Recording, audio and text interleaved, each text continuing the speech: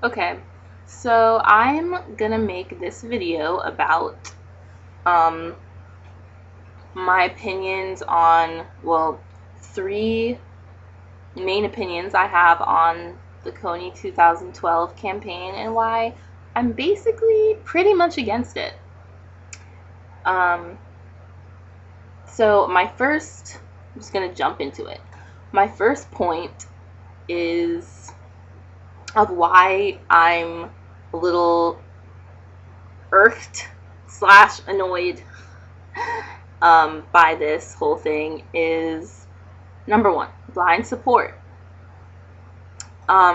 People just blindly trying to support it, or supporting it, actually, not trying, but they are supporting it. They're giving their money, their donations, without actually looking up the issue. They just believe everything they see, because if it comes from a major organization, then it must be completely valid, right? We're not being hoodwinked at all. So, but yeah, on my news feed, that one night, I forget, was it? I think it was March 5th, the night of March 5th, at like 10 p.m. I logged on to Facebook, and probably half of my news feed, and our news feeds on Facebook go pretty long down. So, like, a good 10 people on my newsfeed had posted the video. And they were like, KONY 2012. And actually, I'm not even gonna lie, I almost shared that video. That's how sad. that's how infectious, like, social campaigning is, I guess. So KONY 2012, and I was like, what is this? And why is everyone trying to support it? Why does everybody care so much? Of course, I kind of forgot who KONY was, Joseph KONY. I was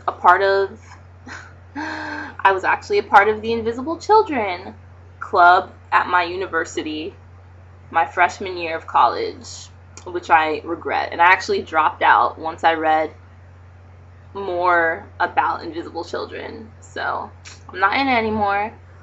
But blind support. And I'm all for, and I'm not the only one, obviously, who's all for independent thinking for oneself, like trying to find out, is this a scam? Is this a conspiracy? Like, a lot of people call me dramatic and, oh my gosh, you're so paranoid, but I just want to find out, Like, I really do want to get to the root of what people's motives are. So that's kind of what I did with this whole KONY thing. And initially, I was pretty opposed to watching that video because, first of all, 29 minutes and like 50 seconds, I wasn't really in the mood to watch it. But since I had read up about the LRA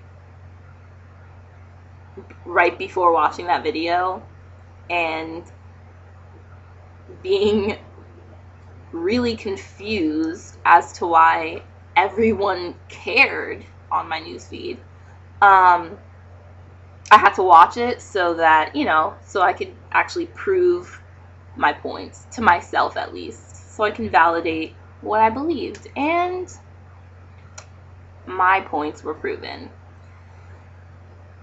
My second point is the merchandise that they're selling. Invisible Children has merchandise. KONY 2012 merchandise. T-shirts, buttons, bracelets, posters, you name it. It's called like a rescue kit, I think. A rescue kit, yep. And a lot of people were like, I got my kit in the mail. Like, this is it's turning into like a fun, like, hip thing. People's lives, like the atrocities of a warlord and the lives that he's affected, obviously extremely negatively, should not be used for our like recreation. Oh my goodness. I was so mad when I saw on the video that they were selling merchandise. First of all, selling merchandise,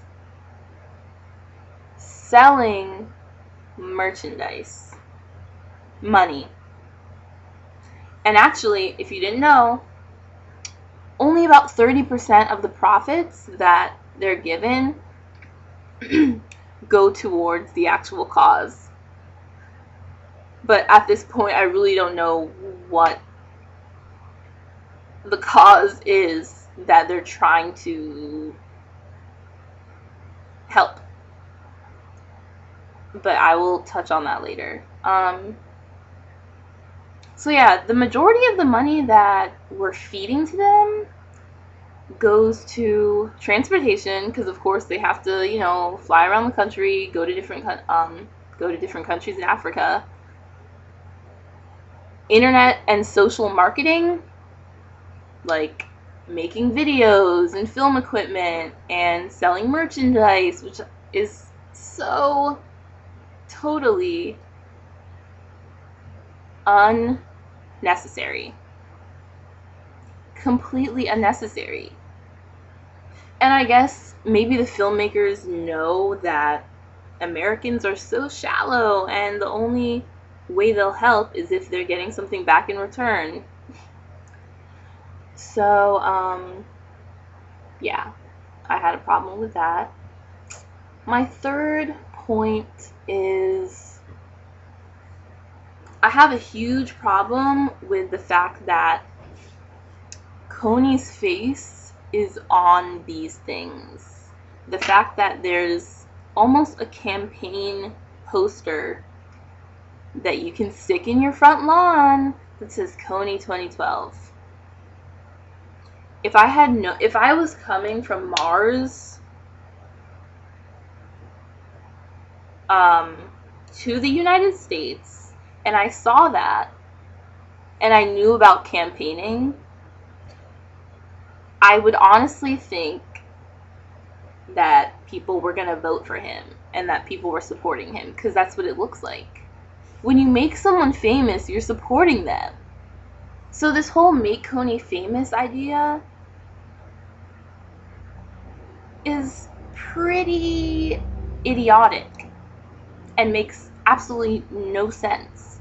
They thought they were being all like, ooh, make KONY famous. It's so like, it's such a new like approach to exploiting a warlord and getting the word out. No, because it honestly looks like he's being glorified.